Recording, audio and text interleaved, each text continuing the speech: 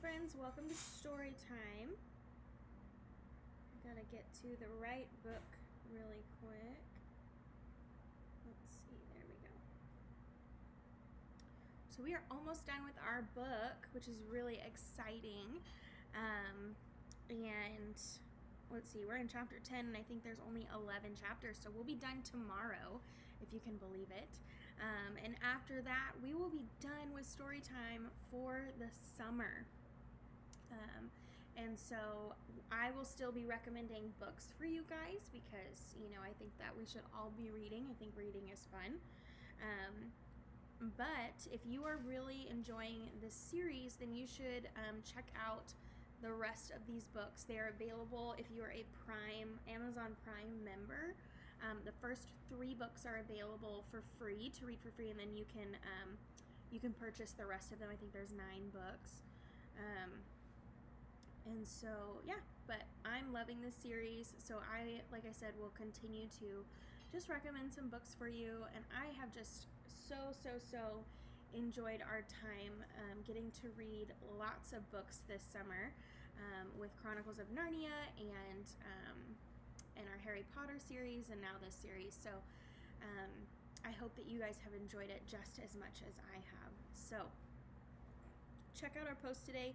It is Teach Me Tuesday, and I have asked you guys to teach us something. So we're turning the tables just a little bit, but Spencer and I were sitting in church the other day, and the pastor was giving a really awesome sermon out of Ephesians, and I think it was Ephesians, maybe it was Acts. Anyways, about how we all have very special gifts and talents, and we all have something that we're really good at. And whether we know it or not, those things can and should be used to glorify God. So in everything that we do, use it to glorify God. And I think that it's a wonderful, wonderful thing when we can share those gifts and talents with others, to be able to make connections with others, to be able to teach others a new skill. And so he just gave some very basic examples of, people who like to talk, pick up the phone and just give somebody a ring, or, whatever.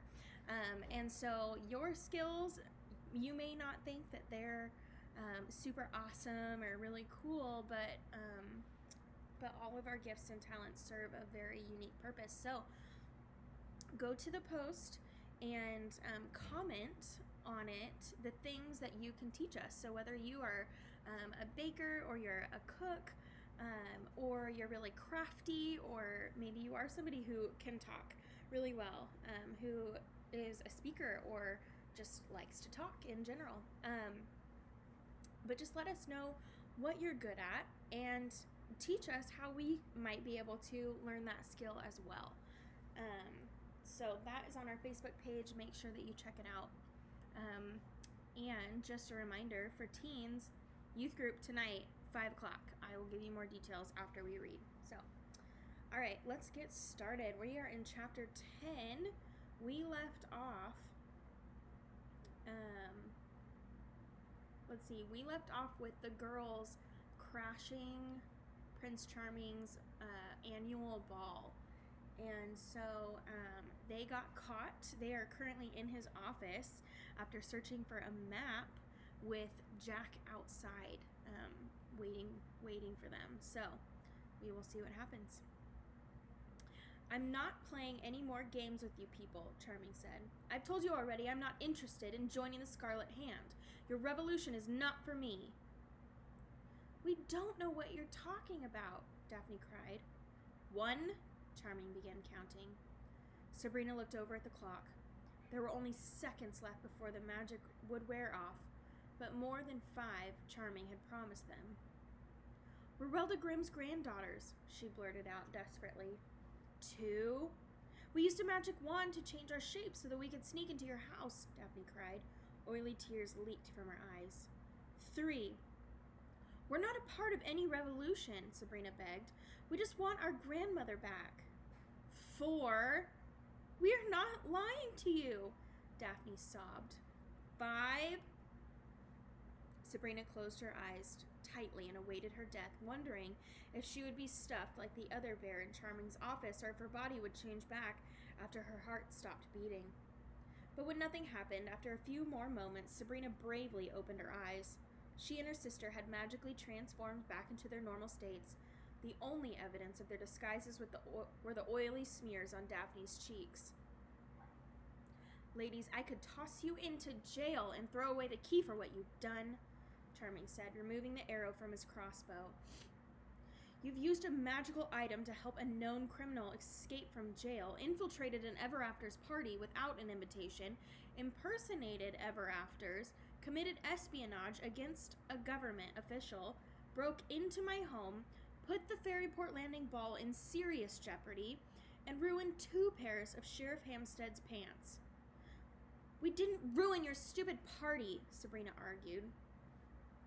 "If that crowd downstairs sees the 2 of you here, the top of this house will fly off," Charming replied. "The only way we're going to prevent a mob is to have Hampstead toss you in some old sacks and carry you out the servants' entrance. He can take you down to the jailhouse and let you cool off in a cell." Sabrina lunged for the video camera. The wires came with it, and the image of the giant faded from the television screen. "We are not going anywhere without our grandmother and Mr. Canis," Sabrina said. "This tape is all the evidence we'll need. How do you think those people downstairs are going to feel knowing that you intend to buy up this town and smash anyone that gets in your way?" Sabrina expected Charming to fight for the tape, but instead he only laughed. "You are just like your parents," Charming chuckled. "Henry was always shooting his mouth off before his brain could catch up, and Veronica was the suspicious one. What an unsettling combination you are." Suddenly, something moved in the window. Sabrina turned her head, but nothing was there. "Did you see that?" "See what?" Charming asked as a giant, pus-filled eye peered into the house. "Englishmen!" a booming voice growled, shaking the windows in their frames. "That!" the girls shouted. Charming calmly picked up the phone on his desk and dialed a number. "Mr. Seven, are you aware that there is a giant outside?" he said into the receiver, as if he were informing a waiter that there was a hair in his soup. "Oh, you didn't know. Well, now you do. No, this isn't some kind of emergency drill. Well, I agree we should do something about it before the guests panic. Maybe you could send the witches out to put out a protection spell on the house." "Well, of course it's a good idea." Charming slammed the phone down, crossed the room, and dragged both girls roughly out of the office and down the hall. "Where are you taking us?" Sabrina demanded. "Keep your heads down and don't say a word," the prince sneered. "I'm taking you outside." An acidy fear rose up in Sabrina's throat as they stumbled out of his office and into the second-floor hallway. "You can't take us out there with that thing," Sabrina cried, pulling at Charming's vice-like grasp. "You wanted to find your grandmother. Well, her ride just showed up," he said. "Help!" Sabrina cried as they turned the corner and headed down a long hall towards the back of the house. Daphne took her sister's cue and called for help as well, causing many of the guests to look up and see what was happening. "Those are the Grimm children," an orangutan shouted angrily. "No need to let it ruin your evening," said Charming with his toothy smile. "I have the situation under control." "They're spying on us," the Queen of Hearts gasped. "Off with their—" "They aren't spies, my friends," the prince said as he changed course and pulled the girls down the stairs with him to the angry crowd. "Please, go back to the celebration." But before he could get the words out of his mouth, a horrible crunching sound filled the room. The partygoers looked to the ceiling, only to see it ripped away right before their eyes. Pieces of plaster fell down around everyone, and a collective scream erupted among the Ever-Afters. "The sky is falling! The sky is falling!" a chicken cried as it raced for the door, only to get caught in a stampede of terror when the hole in the roof was replaced by the giant's horrible, gnarled face, breathing its rancid, rotten egg breath down on the crowd. The Queen of Hearts ran to a nearby window, threw open the curtains, and tried to climb out. Her playing card attendants rushed over in time to catch her from falling over. The rest of the crowd ran in all directions, and the panic gave Sabrina and Daphne a chance to break Charming's grip. They rushed into the crowd and ducked between legs and feathers as all sorts of unusual creatures rushed around them. "Where is the murderer?" the giant bellowed. "He's not here, big boy. The murderer's not here," Charming shouted as he turned to face the monster. "Liars! You protect him," the giant growled. "I smell his murderous blood. He released me only in hopes of killing me, but my fate will not be like that of my brothers and sisters. He is here, and I will have him." Charming looked up the staircase to the violinists, who were scattered in fear. "I didn't tell you to stop playing," he said, snapping his fingers at them. Bewildered, the musicians went back to their overturned chairs, set them upright, and began playing music as if a giant wasn't staring down at them. "Fee, fi, fo, fum. I smell the blood of a—" "I think we've all had enough of your temper tantrum," Charming interrupted. Suddenly, three figures fluttered into the air and hovered around the giant's head. One of them was an ugly old woman darting through the air on a broom. The second was a strikingly exotic beauty dressed in all black who levitated off the ground. And the third was a blonde lady inside a silver bubble. As she floated by, Sabrina recognized her as Glinda from the hospital. All three had magic wands that they waved threateningly at the giant. The monster swatted at the witches, but they weaved and bobbed out of the way of his massive hand. The ugly witch waved her hand, and a rocket of flame shot out of it and exploded on the giant's chest, searing his shirt and causing him to scream in agony. "Stop!" Daphne cried. "Our family is in his pocket!" The little girl broke away from her sister and ran outside. Sabrina, followed by Charming, rushed after her. The witches had flown out of the hole in the roof and now continued their assault. "Leave while you can, giant!" Charming shouted. The second witch raised her wand and a stream of lightning fired out of it, hitting the giant in his face. The giant roared with pain and raised his hands to block the bolt. A charred black smear was added to the other ugly features on his grizzled face. Glinda waved her wand and a spray of ice froze the giant's backside and continued to cover the rest of his body. Within seconds, the massive man was encased in an ice tomb, but soon cracks appeared, and with flexing muscles and a powerful roar, the giant broke free. Enormous chunks of ice rained down on the parking lot, flattening an unlucky car. The doors of the mansion were thrown wide, and a dozen men rushed out past the girls. Each was in a purple tunic embroidered with a red lion on the chest. Swinging their swords wildly in the air, they roared a war cry as they rushed towards the giant. At the front of the attack was a man Sabrina instinctively knew to be King Arthur. The knights charged the giant's feet, and together they whacked angrily at an exposed big toe. The giant roared at the assault and stomped his feet angrily, trying to squash his attackers. Each of the men was lightning quick and dodged the giant's blows, managing to strike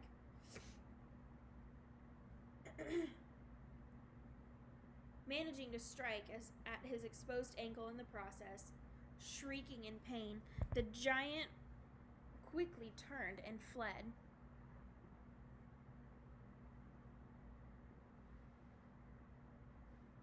Charming knelt in respect as the king and his knights turned to face him.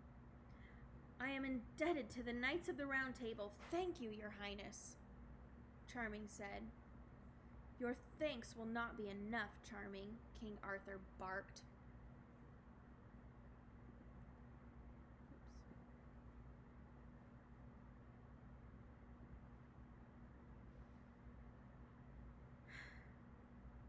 "The beast destroyed my car, Trust that you will find a repair estimate in the mail this week.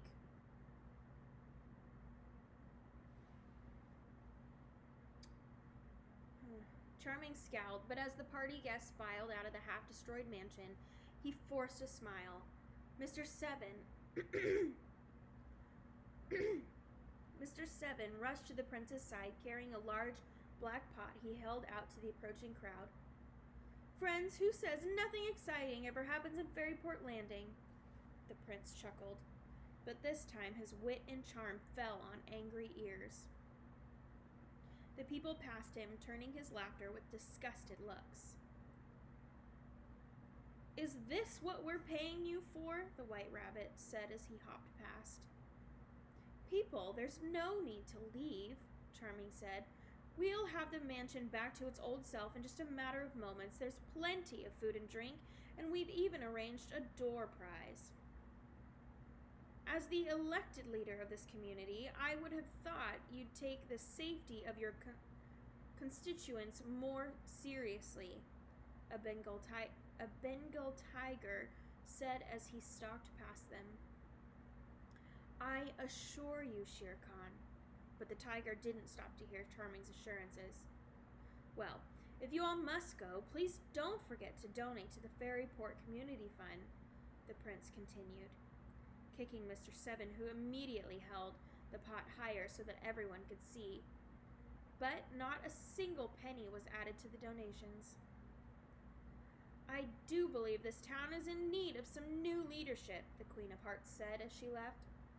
Charming said nothing as he watched the last of his guests drive away. Put the pot down, Mr. Seven, he said. The dwarf slowly lowered the empty pot and took a peek inside. We want our grandmother and her friend, Sabrina demanded. This is all your fault, Charming shouted as he turned on them. What? You two brought him here. If you can't control your giant, then maybe you shouldn't be working with one, Daphne advised. I am not working with any giant. Only a fool who wants to be someone's lunch would make a deal with a giant, Charming said. That's a lie, Sabrina yelled. He's one of your goons, just like the guys you met at the cabin. Ladies, I am nobility. I don't have goons. Those men don't work for me. I was there to arrest them and their boss. Well, if you're not their boss, then who is? Sabrina demanded. Charming snatched the video camera from Sabrina's hand. He opened a side panel where a small LCD screen folded out. Then he rewound the recording, pressed the play button, and handed the camera back to the girls. The image was shaky at first, but then suddenly it cleared up as the person holding the camera set it down on the hill that overlooked Applebee's farm. 4 men were talking to one another. 2 of them were extremely tall, another was short and fat, and the 4th couldn't be seen. It was obvious who the other 3 were, Bobby, Tony, and Steve, the goons who had attacked the family at the hospital. Finally, the 4th figure stepped in front of the lens, leaned down, and grinned broadly. It was Jack.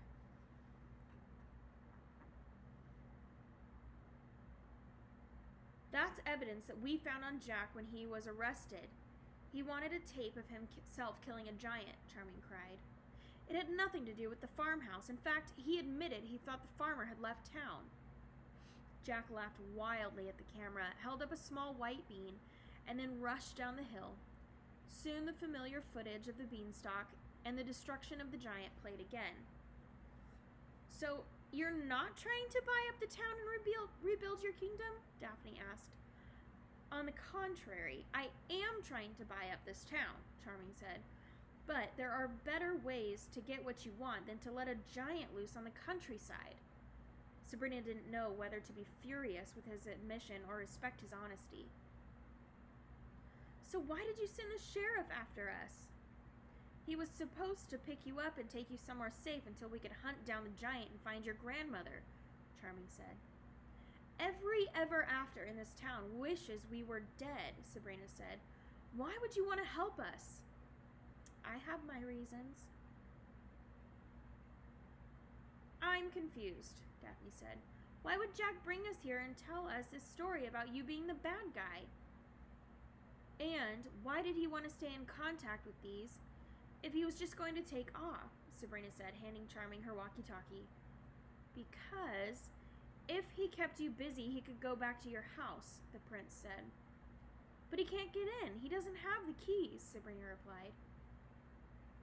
He doesn't need the keys, Sabrina gasped. We didn't say goodbye to the house when we left.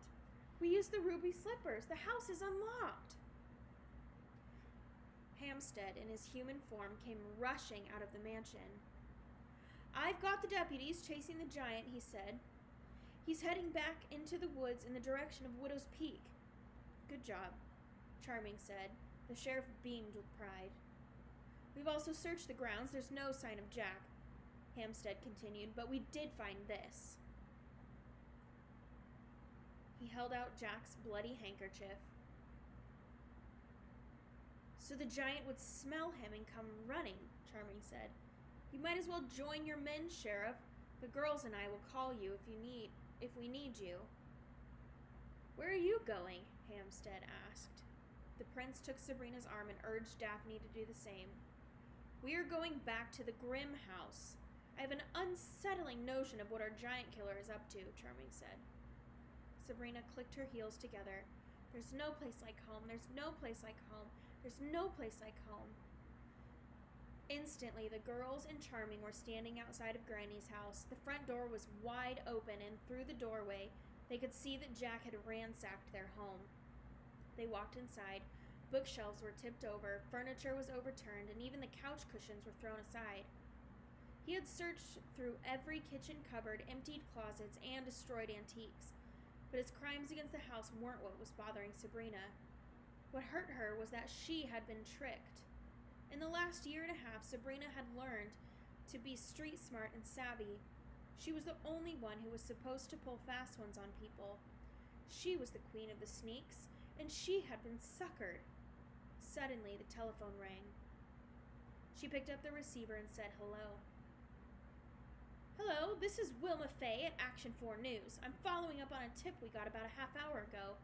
A Mr. Englishman said that there would be a murder on Widow's Peak tonight. We've already got a camera crew on their way, but we're hoping we might be able to speak to Mr. Englishman first, the woman begged. No, he's not here, Sabrina replied. Well, if you see him, please tell him that we were very intrigued by the story, and I will have a camera team and reporter there, as he requested, the woman continued. Then, with a click, she hung up. That was a reporter, Sabrina said. Jack called them and told them there was going to be a murder on Widow's Peak tonight. This is exactly what I was trying to prevent. He's going to kill a giant on television so he can be famous again, Charming said. When the world sees that, this little town will be turned upside down by reporters. There's too much here to explain. We've got to stop him. Elvis! Daphne cried suddenly. The giant dog was nowhere to be seen. Daphne shouted his name, and after several painful moments of silence, a low bark could be heard from upstairs. Daphne rushed up the steps, followed by Sabrina and Charming. She threw the door open to Mira's room and found Elvis lying on the floor in a small puddle of his own blood. He had a serious cut on his belly, but he barked happily when he saw the girls. Daphne knelt down and kissed the dog gently on his nose. When she lifted her face, tears were pouring down her cheeks. He hurt Elvis, the little girl sobbed. Girls, we have to go find Jack, Charming said coldly. We don't have time for this mongrel. Sabrina and Daphne looked at the man as if he were a moldy sandwich that had slowly turned into soup in the bottom of the refrigerator. The prince groaned and took his cell phone from his pocket. He dialed a number and sighed impatiently. Mr. Seven, I need you to send one of the 3 to the Grimm house. The door is open so they can come right in. There's a dog that needs medical assistance. Yes, a dog, a D-O-G. No, Mr. Seven, I don't know what's wrong with him. Maybe a broken rig. No, Mr. Seven. Yes, Mr. Seven. Mr. Seven. If you don't stop asking me questions, I'm going to feed you to this dog. Sabrina eyed the man suspiciously, and Charming caught her gaze. And Mr. Seven, my orders are that whichever one of these witches come, she respect this house, Charming added. No snooping. Daphne wrapped her arms around the prince's neck and hugged him as he hung up his phone. Thank you, she sobbed, and for a brief moment Charming seemed to enjoy the hug, but then he pulled away from her. You're ruining my suit, he replied, wiping his lapel clean of the girl's tears. We should check the mirror. Sabrina gazed over at it. The little man who was usually in his reflection was missing. Mirror! Charming shouted. You have to step through it, said Sabrina. I'm aware of how it works, the prince said impatiently. I used to be engaged to one of its former owners. He stepped into the reflection and disappeared. Sabrina followed closely behind, leaving Daphne to nurse Elvis. The little man known as Mirror was lying on his side on the cold marble floor, barely conscious and covered in bruises. Charming knelt down to him and lifted the pudgy man's head. Mirror slowly opened his eyes and grimaced in pain. He was too strong and too fast for me. I couldn't stop him, Mirror groaned. What did he take? Charming asked. I tried to fight him off, but he just laughed at me. You wouldn't believe how quick he is, Mirror complained. Focus, man. We need to know if Jack took anything. He took the beans, Mirror replied. How? He doesn't have a key, Sabrina asked, reaching into her pocket and pulling out Granny's keyring. I forgot to remind you to lock the door after you let him take a peek at the jar, said the little man. I don't get it, Sabrina said. If killing the giant will make him famous again,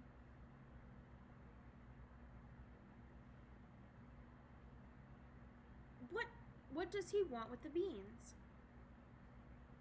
It's insurance. If his fame starts to fade, he'll let another giant out with another one of those beans.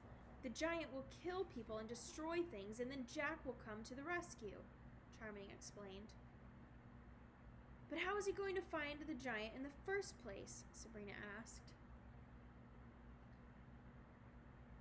We haven't been able to find him, and he's 200 feet tall. He's not going to have to find it. It's going to find him, Charming answered. Giants have a great sense of smell, especially when it comes to blood. That's why the giant showed up at the mansion. Jack left his bloody handkerchief, and the giant could smell it. It's amazing, really, what they can smell. That they can smell anything over their own stink. If one touches you, you can't wash the odor off for weeks. Suddenly, Sabrina thought of the 2 pieces of fabric that Elvis had brought into the room just before the group had left for Charming's mansion. One was Granny Relda's cloth from the giant, the other was a piece of Jack's pants.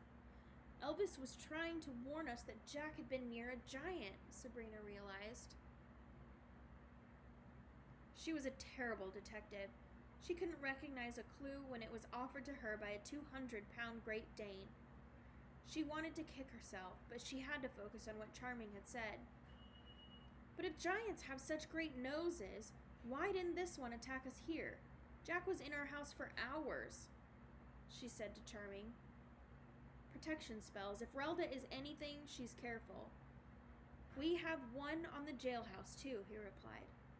So what are we going to do? Mirror, I'm going to need something, Charmer said.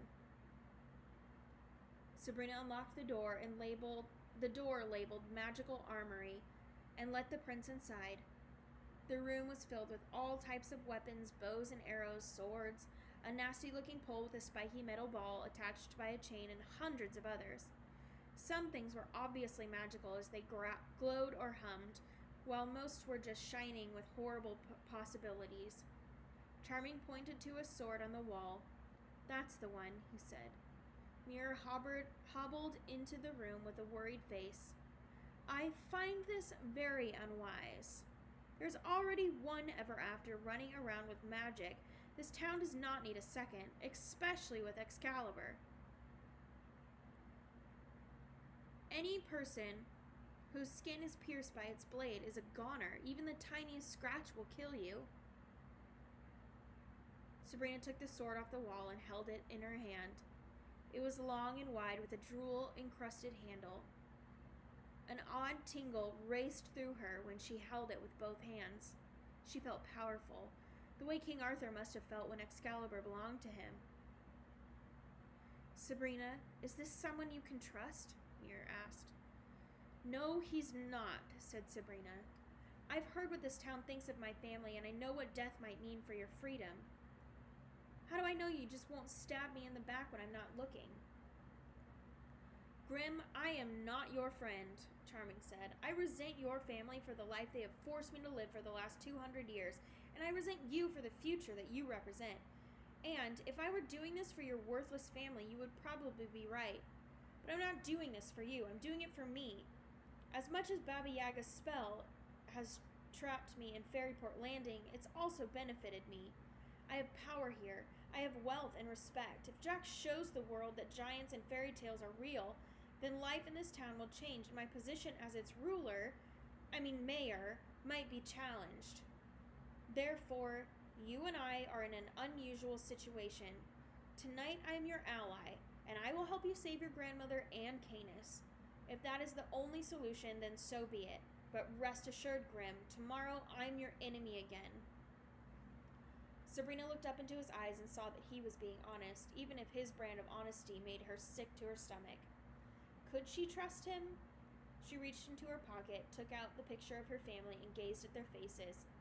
Her mother and father, Mr. Canis, and finally Granny Relda. She had to do something to get the old woman back. She wasn't going to lose her family all over again.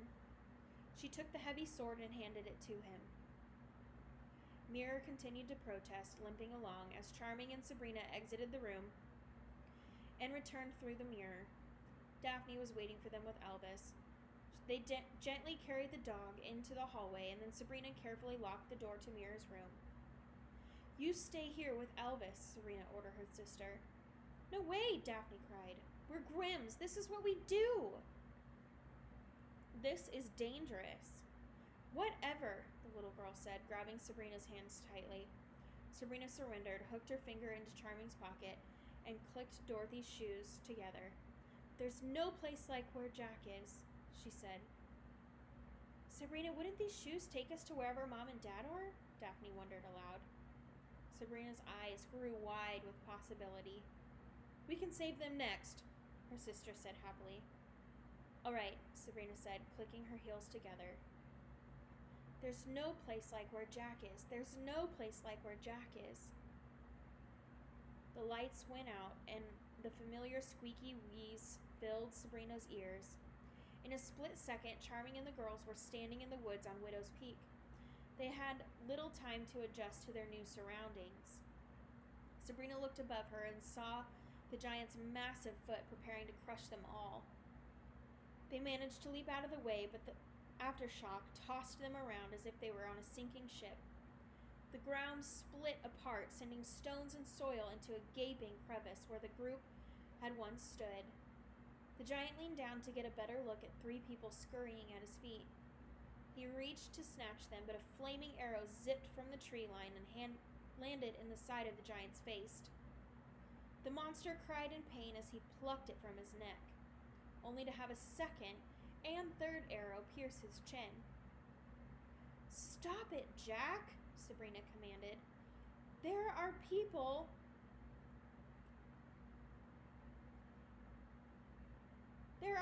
in the giant's pocket, and if you kill him, they'll die when he falls. Jack peeked his head out from behind some branches in a nearby tree and laughed. Oh, it's not time to kill him yet, Jack shouted, remaining safely hidden in the trees. I'm just trying to get him good and mad. We know about the reporters, Jack, Charming said. We're never going to let that happen. Jack fired several more arrows into the giant's face, landing a painful shot to the monster's lower lip. The giant raged as he tried to pluck it out. While the giant was busy, the young man dropped out of the tree and landed as nimbly as a cat. "Blimey, Charming and the Grimms on the same side. I never thought I'd live to see this day," he said. "Has the prince turned traitor like that worthless mongrel, Canis?" "The only allegiance I have is to myself," Charming said as he waved Excalibur in the air. "Now we can do this the easy way or the hard way. But the result will be the same. You're going back to jail." "Sorry, Prince, but I've spent my last day in the Ferryport Landing lockup. My fans await," Jack said, loading another arrow into his bow and firing it at the giant. It pierced the skin between 2 fingers of the giant's left hand, and he shrieked. Overcome with rage, the giant swept his arm across the tops of the forest's trees, cracking many ancient cedars in half. A sizable chunk of one fell from the sky and nearly hit Charming on the head. "Oh, he's angry now," the giant killer laughed, loading his arrow again. This time he aimed it at Charming. "Jack, don't!" Sabrina cried. "I was hoping it wouldn't have to come to this," he said as he lined up his arrow with Charming's heart. "But don't worry. I promise to have them spell your name correctly in your obituary." He released his arrow, and the girls watched it soar through the air at Charming. Daphne screamed and squeezed her sister's hand, knowing Jack's aim was true, but something happened the girls didn't expect. Charming lifted Excalibur slightly, and the arrow bounced off its metal blade and fell to the ground. Jack was flabbergasted. "What luck you have!" he cried. "Try again and see if it's luck," the prince said, stepping forward with the sword. With hands like lightning, Jack fired another arrow, and Charming deflected it with similar results. Jack pulled 3 arrows from his quill and lined them up together on his bow. He fired them all at the same time. Sabrina watched in amazement as Charming guided Excalibur to block each from their deadly course. "I can do this all night," the prince bragged. But just then, the giant's monstrous hand swung down and hit him from behind. Excalibur was knocked free of his grip and fell at Sabrina's feet. Charming was sent sailing through the forest, landing painfully against a tree and slumping to the ground. Jack pulled more arrows from his quill, lit them with a lighter Sabrina recognized from Granny's kitchen, and fired 5 off with furious speed. Each landed in more of the giant's sensitive spots. The painful barrage was enough to get the giant back off, giving the young man an opportunity to turn on the girls. He put another arrow into his bow and aimed it at Sabrina. Instinctively, Sabrina reached down and snatched Excalibur from the ground. It was incredibly heavy and bulky, but she swung it around in the air the best that she could. "And what do you think you're going to do with that, duck?" Jack scoffed as he stepped towards her.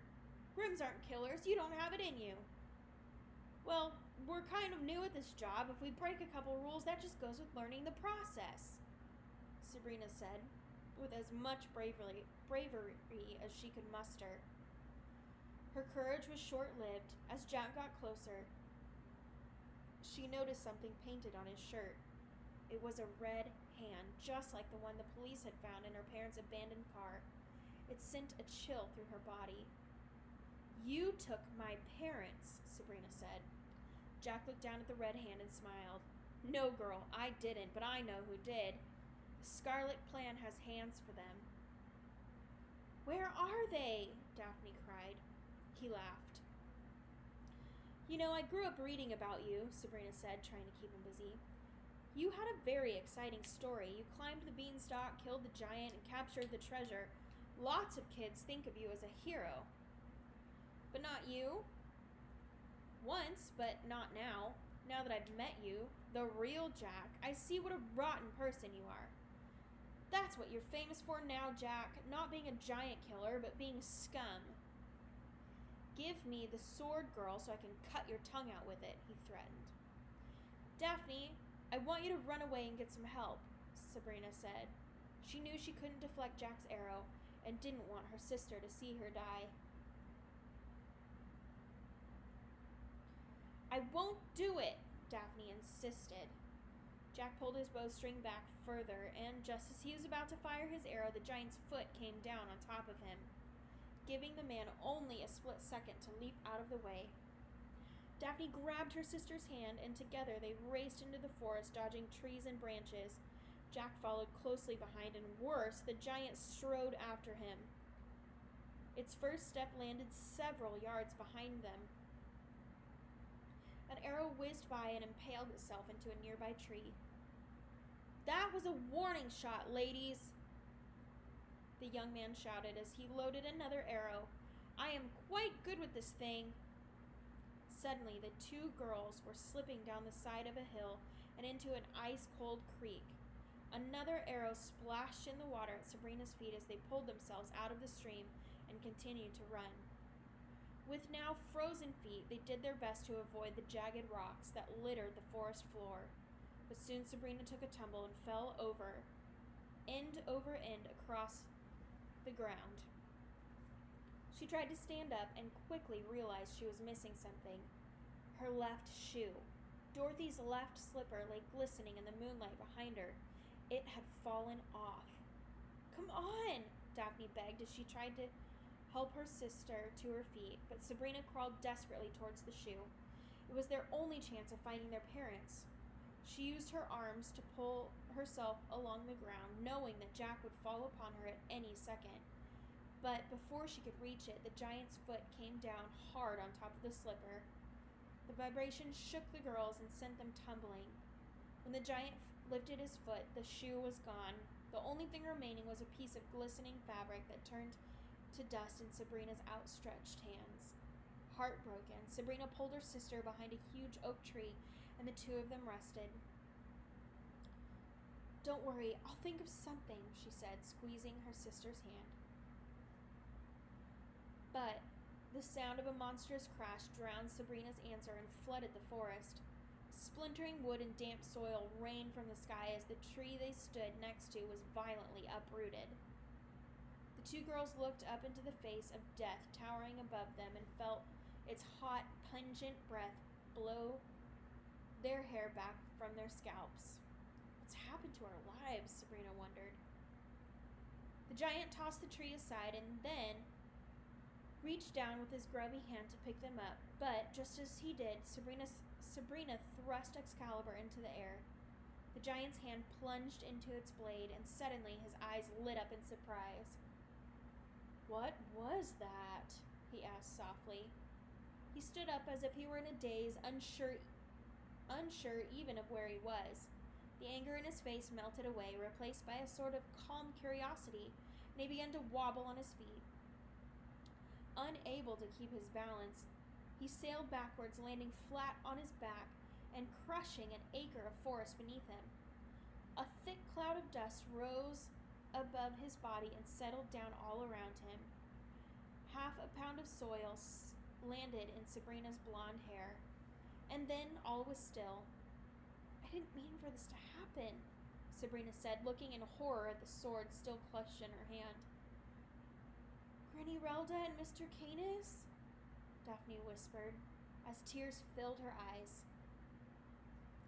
Jack rushed through the brush and saw the giant laying dead on the ground. "You've killed him," he said angrily. "I was going to kill him." "It's over, Jack," Sabrina said. "It's not over until I say it is," Jack raged. "I'm going to be famous again, but for another reason. Tonight, the ever-afters of Fairyport Landing are going to find they are suddenly free from the spell that has kept them in this mercilessly boring town for 2 centuries. With your grandmom now dead, the spell turns to the last living Grimm. Some might be patient enough to wait for you two to die of old age, but I am not. This ends tonight."